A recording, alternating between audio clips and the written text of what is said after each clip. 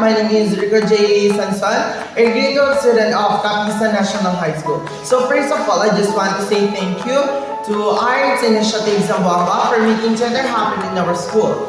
So, ang natutunan ko for a whole day is about the different steps and different ways to act in front of a crowded people.